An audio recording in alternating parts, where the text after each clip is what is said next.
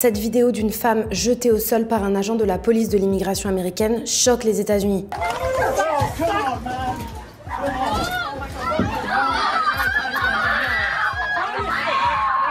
Les arrestations se multiplient dans le pays, je vous récap. Alors cette scène s'est déroulée vendredi dernier dans un tribunal à Manhattan. Une femme originaire de l'Équateur supplie des agents de l'ICE après que son mari a été arrêté. Quelques minutes plus tôt, il avait été séparé de sa famille et dans une vidéo, on voyait déjà les adieux déchirants entre le père et ses enfants.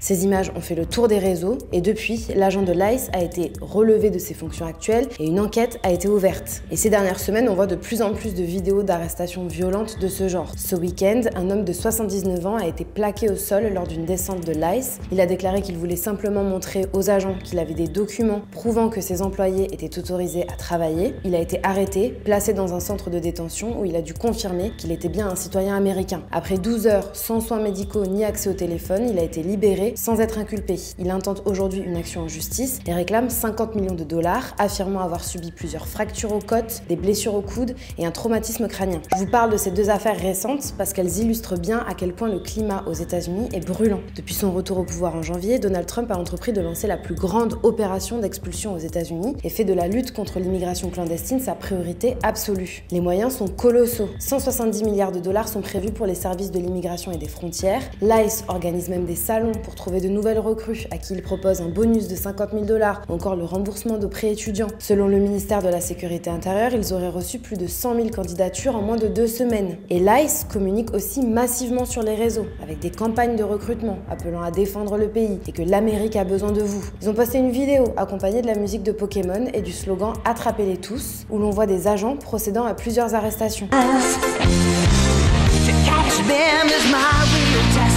Ils utilisent même des visuels de cartes Pokémon avec des visages de personnes en situation irrégulière. Pokémon a par ailleurs déclaré ne pas avoir autorisé l'utilisation de leur générique pour ces contenus. Bref, si beaucoup rejoignent l'ICE, d'autres s'indignent face à cette politique d'expulsion massive. Plusieurs manifestations et actions contre l'ICE ont éclaté à travers le pays, pendant lesquelles des personnes tentent par exemple de bloquer les entrées des centres de détention. D'autres essaient de prévenir les familles en situation irrégulière en cas de raid, comme cette sénatrice de l'État de l'Illinois qui alerte les habitants de son quartier.